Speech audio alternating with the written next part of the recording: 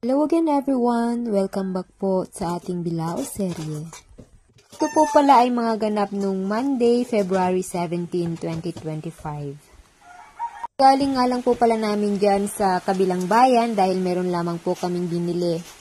Pagka-uwi nga po namin ay dumiretso na po ako agad sa kusina para i-prepare na po yung para sa ating orders. Bali ang order nga po pala sa atin ni customer ay dalawang small size na puto kutsinta.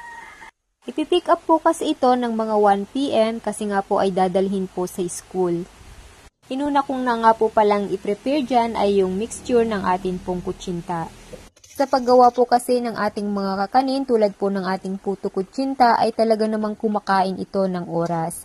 Medyo matrabaho po kasi ito at marami pong kailangang i-prepare. Paggawa po kasi ng ating pong kakanin tulad ng puto kutsinta ay talaga namang kumakain ng oras.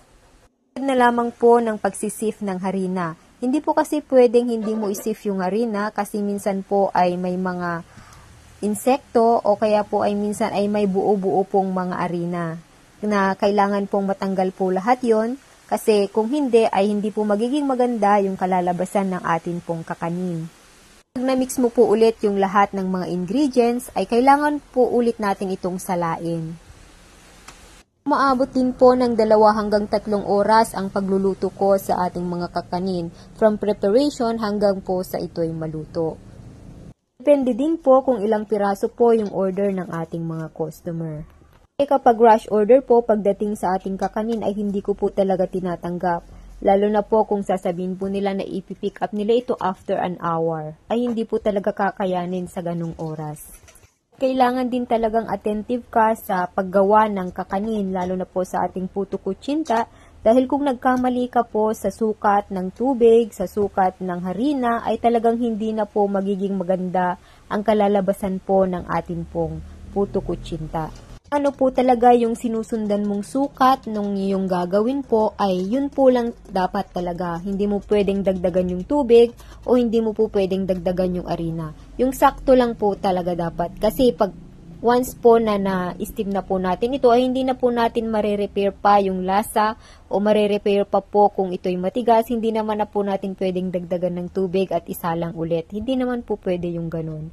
Kaya dapat po pag ginagawa po natin yung puto kutsinta ay talagang sakto yung sukat ng tubig, sakto yung sukat ng harina at lahat po ng ingredients na ilalagay po natin.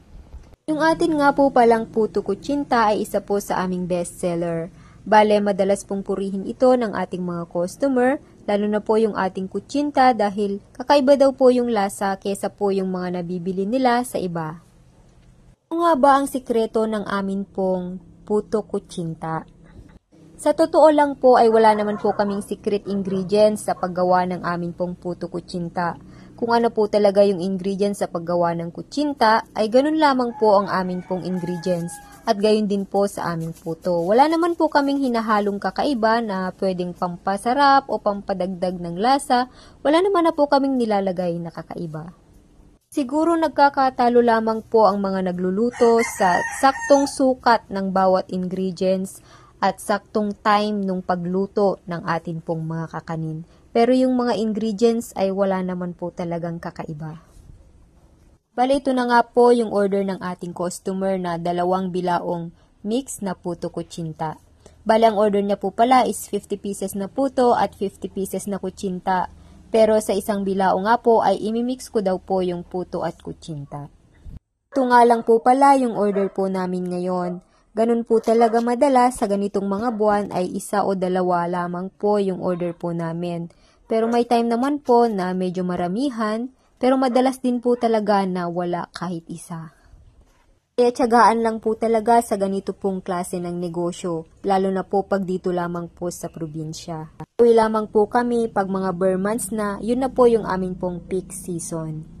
Hanggang dito na lamang po, pa-share na lamang po ng ating mga videos. Maraming salamat po.